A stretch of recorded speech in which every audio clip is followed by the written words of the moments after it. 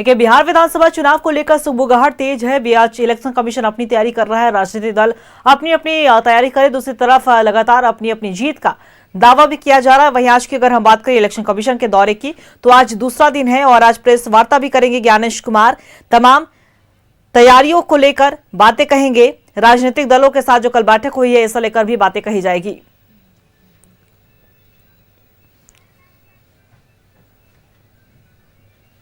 और इसी खबर पे और भी ज्यादा जानकारी देने के लिए हमारे सहयोगी अश्मित लाइव हमारे साथ जुड़े हुए उनका रुख करेंगे।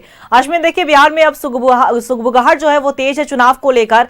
राजनीतिक दल अपने अपने दावे कर रहे हैं, दूसरी तरफ इलेक्शन कमीशन भी अपनी तैयारी में जुटा हुआ है। और आज की बात करें तो आज इलेक्शन कमीशन की टीम का दूसरा दिन है दौरे का। क्या कुछ अपडेट निकलकर सामने आ रही है, क्योंकि सुबह से ही लगातार बैठकों का जो दौर है वो चल रहा है?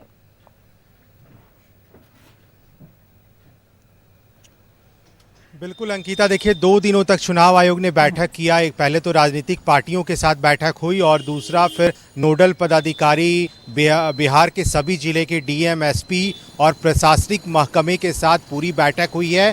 चुनाव आयोग की बैठक खत्म हो गई है। अभी से लगभग 1 घंटे के बाद चुनाव आयोग की प्रेस कॉन्फ्रेंस होने वाली है और उस प्रेस कॉन्फ्रेंस में ही तमाम सुझाव जो राजनीतिक पार्टियों की तरफ से आया हो या फिर तमाम सुझाव जो प्रशासनिक तैयारी को लेकर है, वो आज मीडिया को बताएगी चुनाव आयोग कि क्या क्या उस बैठक में निकलकर सामने आया है, क्या राजनीतिक पार्टियों ने मांग की है, क्या उन्होंने सुझाव दिया है। और कई दिशा निर्देश जो है चुनाव आयोग ने भी प्रशासनिक अधिकारियों को दिया है कि चुनाव में बूथ पर कैसे तैयारी रहे, कैसे पूरे मतदान को शांतिपूर्ण तरीके से कराया जाए बिहार में। हाँ, ये जरूर देखना होगा कि आने वाले समय में जब चुनाव का घोषणा होता है तो कितने चरण में चुनाव कराए जाते हैं। लगभग आप देखिए कि अलग अलग दलों ने अलग अलग चुनाव फेज की मांग की है। मैंने पहले ही बताया था कि बीजेपी ने 2 फेज में चुनाव की मांग की है। इसके बाद आरजेडी हो या फिर रामविलास चिराग पासवान की पार्टी हो, लोक जनशक्ति रामविलास, ये भी 2 फेज में चुनाव कराने की मांग कर रही है। लेकिन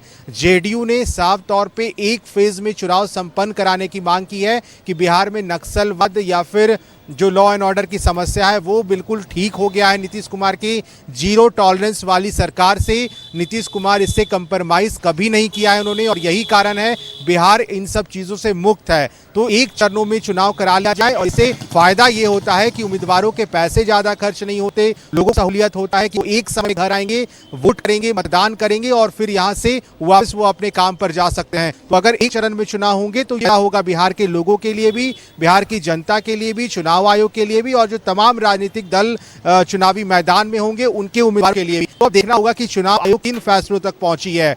यहां से आज शाम के 4 बजे चुनाव आयोग की टीम दिल्ली रवाना हो जाएगी और दिल्ली जाने के बाद चुनाव का घोषणा भी होना है। तो हम ये इस पे नजरें टिकी हैं कि कितने फेज में चुनाव करा लिया जाएगा, चुनाव आयोग किस परिणाम तक पहुंचा है, तो ये देखने वाली बात होगी। हालांकि प्रेस कॉन्फ्रेंस में भी बहुत बातें क्लियर हो जानी है जब 2 बजे चुनाव आयोग की पिच शुरू होगी। अंकिता, चलिए, बिल्कुल नजर बना के रखिएगा। हम आपसे पल पल की अपडेट लेते रहेंगे। फिलहाल आपका बहुत बहुत शुक्रिया तमाम जानकारी करने के लिए। तो बता दें आपको इलेक्शन कमीशन की बैठकों का जो दौर है वो लगातार सुबह से ही जारी है।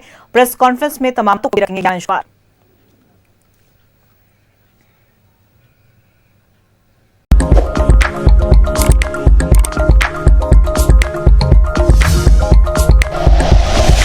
Like and share videos, subscribe करें हमारा चैनल और प्रेस करें बेल आइकॉन। न्यूज़ 11 भारत, सच है तो दिखेगा।